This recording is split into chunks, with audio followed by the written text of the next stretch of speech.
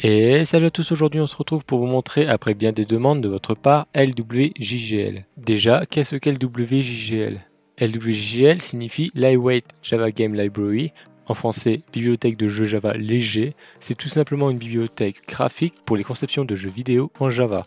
Bien sûr, nous ne sommes pas obligés de faire spécialement des jeux, mais c'est surtout son but premier. Pour mettre les choses au clair tout de suite, je n'ai jamais dit que c'était un moteur de jeu. Sortez tout de suite ça de votre tête si vous le pensiez.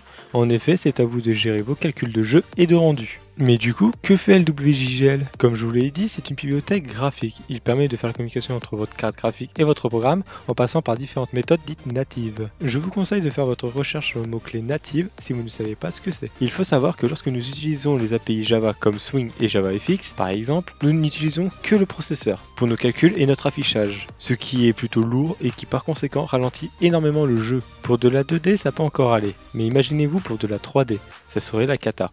Grâce à LWJGL, nous séparons les calculs de jeu et de l'affichage et donc gagnons énormément de performance. Bref, si vous souhaitez avoir plus d'informations sur cette API, faites vos propres recherches. Dans cet épisode, nous allons commencer par créer notre fenêtre. Pour cela, nous aurons besoin de nos librairies. Dirigez-vous vers la description en bas de cette vidéo et cliquez sur le lien LWJGL 2.9.3 et téléchargez le .zip. Nous n'allons pas utiliser la version moderne car elle n'a pas vraiment d'intérêt pour l'instant. Autant commencer par des choses simples. Il faut également savoir que Minecraft est fait avec l'une de ses versions jusqu'à la 1.12.2, donc nous pouvons déjà faire de très belles choses juste avec celle-ci. À partir de la 1.13, qui arrivera très prochainement, le jeu passe sur la version moderne. Une fois le téléchargement fini, dézippez le .zip et placez-le dans un répertoire où vous êtes sûr que vous pourriez le retrouver facilement. Puis ouvrez votre IDE et créez un nouveau projet Java. Une fois celui-ci créé, vous devrez mettre la librairie lwjgl.jar en dépendance à votre projet. Il se trouve dans le dossier jar. Vous pouvez créer vos packages et votre classe principale, puis insérer la fonction main.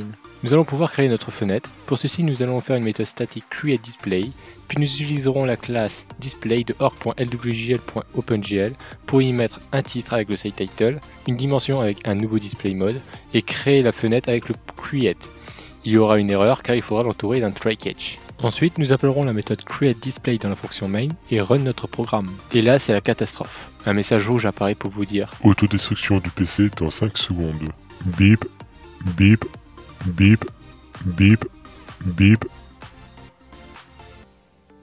Bon d'accord, j'avoue, ce n'est pas vrai. Il vous indique seulement qu'il manque les pilotes qui permettent de faire la communication entre le programme et la carte graphique. Mais là, j'ai un petit souci. Je n'ai pas le permis. Du coup, pour le bien de ce tutoriel, je vais faire une exception et prendre le clavier à mes risques et périls. Si vous êtes cyberflic, fermez les yeux. Pour pouvoir mettre les pilotes dans votre programme, il vous suffira de copier le dossier natif qui se trouve dans votre dossier LWJGL 2.9.3 et de le coller dans votre projet. Ensuite, copiez-coller le bout de code que je vous ai mis dans la description dans un bloc statique au-dessus de la fonction main. Il vous permettra de charger les bons pilotes suivant votre OS. Maintenant, vous pouvez relancer votre programme et si tout est bon, votre fenêtre va apparaître et aussitôt disparaître. Elle disparaît car notre programme se termine. Du coup, nous pouvons faire une boucle while true et redémarrer notre programme. Cette fois-ci, la fenêtre va rester, mais elle sera affichée jusqu'à ce qu'elle nous dise qu'il y a sans doute un crash. Cela est dû car LWJGL demande à ce que l'on update notre fenêtre régulièrement. Pour cela, nous allons appeler la méthode update de la classe display dans notre boucle while et relancer notre programme. Maintenant tout est bon, sauf que l'on a encore une petite chose à régler.